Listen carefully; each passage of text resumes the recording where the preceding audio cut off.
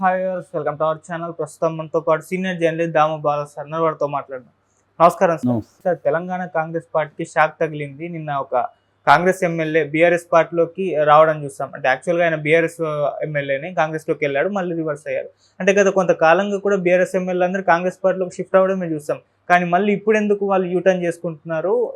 ఏకంగా 4 ఎమ్మెల్యేలు ఇప్పుడు బీఆర్ఎస్లోకి రాబోతున్నారని వార్తలు వస్తున్నాయి సార్. అసలు ఏం జరిగింది కాంగ్రెస్ పార్టీలో? ఎందుకు ఈ విధంగా రిటర్న్ అవుతున్నారు సార్?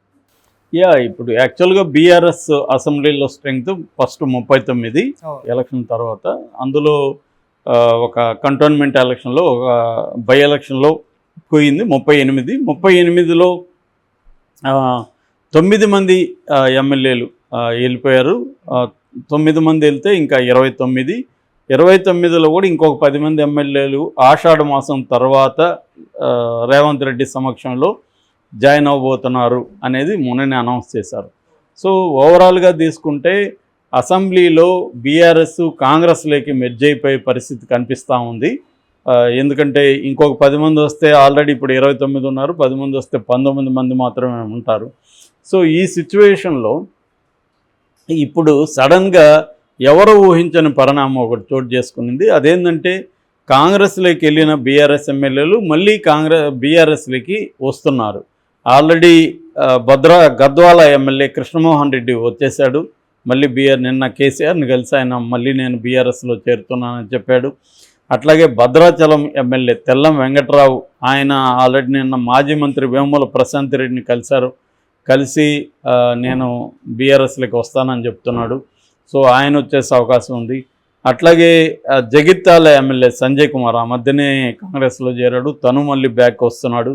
చేవెళ్ళ ఎమ్మెల్యే కాళే యాదయ్య, ఆయన కూడా మళ్ళీ బీఆర్ఎస్లోకి వస్తున్నారు. అంటే 4 ఎమ్మెల్యేలు, 9 మంది వెళ్ళారు, 9లో మళ్ళీ 4 గర్వాపసి అంటున్నారు. గర్వాపసి అంటే మళ్ళీ ఇంటికి రావడం. సో అలాగా బీఆర్ఎస్లోకి వస్తున్నారు. సో మిగతా 9లో 4 వచ్చేస్తే ఇంకా 5 మంది ఉంటారు. ఈ 5 మందికి కూడా మళ్ళీ వెనక్కి వచ్చే విధంగా కేసీఆర్ వ్యూహాలు రచిస్తున్నాడు, పావులు కదుపుతున్నారు, ఇలాంటి ఇవి చెబుతున్నారు. సో మరోవైపు కాంగ్రెస్ ఏంటంటే వీళ్ళు వెళ్ళినా కొత్త వాళ్ళు మా దాంట్లోకి వస్తారని వాళ్ళు కూడా ధైర్యంగా చెప్తున్నారు. సో ఏం జరుగుతుంది అసలు? ఈ గందరగోళం ఏంది? ఇప్పటివరకు బీఆర్ఎస్ పని అయిపోయింది, ఖాళీ అయిపోయింది, మొత్తం మెర్జ్ అయిపోతుంది అన్న ఇది సడన్గా బీఆర్ఎస్ మీద మళ్ళీ ఎందుకు వీళ్ళకి ప్రేమ పుట్టింది? మామూలుగా ఎమ్మెల్యేలకు ఎవరి మీద ఏం ప్రేమ కానీ ఐడియాలజీ కానీ రాద్ధాంతాలు ఇవేమి ఉండవు.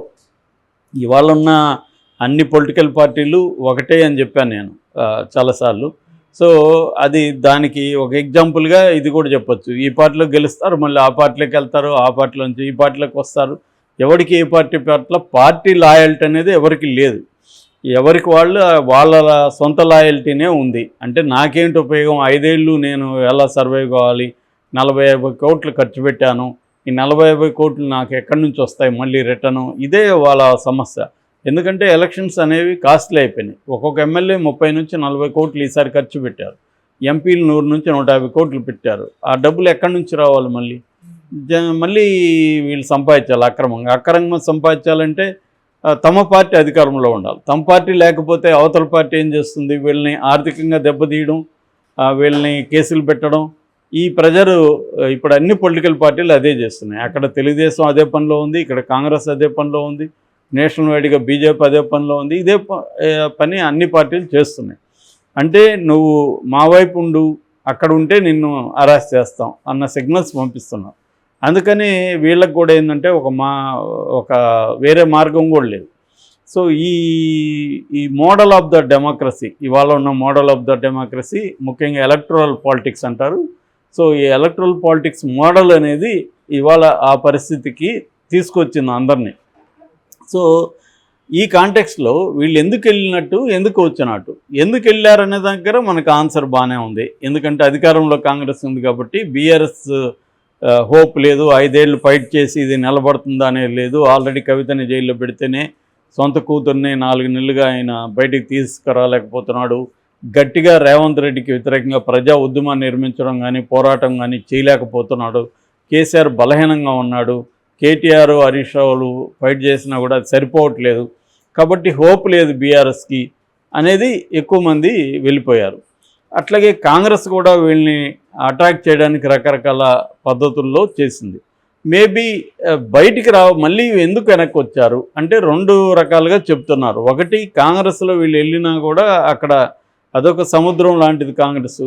సో వీళ్ళకేమీ అక్కడ ఇంపార్టెన్స్ కానీ లేదు, లేదా వీళ్ళకి డబ్బుల పరంగా ఏమన్నా ఆఫర్లు ఇచ్చి ఇంత ఇస్తాం మీరు రండి అంటే రాలేదా? ఎందుకంటే ఇప్పుడు రేవంత్ రెడ్డి సొంత నిర్ణయాలు తీసుకోలేడు. ప్రతిదీ మొత్తం కూడా కేంద్ర నాయకత్వం రాహుల్ గాంధీ, ఖర్గే, సోనియా గాంధీ వీళ్ళ నిర్ణయాల ప్రకారమే ఈయన వెళ్ళాలి. ఈయన ఏ నిర్ణయం తీసుకోవాలన్నా వాళ్ళ దగ్గర ఈయన గ్రీన్ సిగ్నల్ తెచ్చుకోవాలి. సో అలాగే ఇప్పుడు ఎమ్మెల్యేలకు డబ్బులు ఇచ్చి తీసుకోవాల్సిన అంత అవసరం వీళ్ళకేమీ లేదు ప్రజెంటు, ఎందుకంటే వీళ్ళ మెజారిటీ వీళ్ళకు ఉంది. సో అందువల్ల డబ్బులు ఇచ్చే పరిస్థితి కాంగ్రెస్లో లేకపోతే వీళ్ళు ఇంకేమన్నా పదవులు ఇవ్వాలి. పదవులు కూడా ఆల్రెడీ కాంగ్రెస్ వాళ్ళు కొట్టుకునే పరిస్థితి ఉంది. వీళ్ళు వచ్చిన వాళ్ళకి పదవులు ఇవ్వాలంటే ఇప్పుడు ఇబ్బంది. సో దానివల్ల కాంగ్రెస్ ఎవరికి పదవులు, ఇంకా మంత్రివర్గ విస్తరణే పెండింగ్లో పెట్టారు. రేవంత్ రెడ్డి దగ్గరే ముఖ్యమైన శాఖలు ఇప్పటికీ ఉన్నాయి. సో వాటిని వేరే వాళ్ళకి ఇవ్వట్లేదు. అట్లాగే నామినేటెడ్ పోస్టులు కూడా ఇంకా అన్నీ పంచలేదు. ఈ కండిషన్లో వీళ్ళకి ఇస్తే అక్కడ ఇబ్బందులు. సో దీనివల్ల వీళ్ళు విసిగిపోయి వెనక్కి వచ్చారా అనేది ఒకటి. రెండవ వర్షన్ ఏం చెప్తున్నారంటే కేసీఆరే డబ్బులు ఇచ్చి మళ్ళీ వీళ్ళని కొన్నాడు, తన ఎమ్మెల్యేని తనే కొన్నాడు అన్న ఒక ఇది కూడా వినిపిస్తుంది. అది ఎంత నిజం అనేది మనకు తెలియదు, కానీ మొత్తానికి ఏదో ఒక అట్రాక్షన్ అయితే ఉండాలిగా మళ్ళీ వెనక్కి రావడానికి. ఇప్పుడు ఎవడు కూడా వితౌట్ ఆఫర్ ఎందుకు వస్తున్నాడు? నేను నీకు ఆఫర్ ఇస్తానే కదా నువ్వు మళ్ళీ వెనక్కి వస్తావు.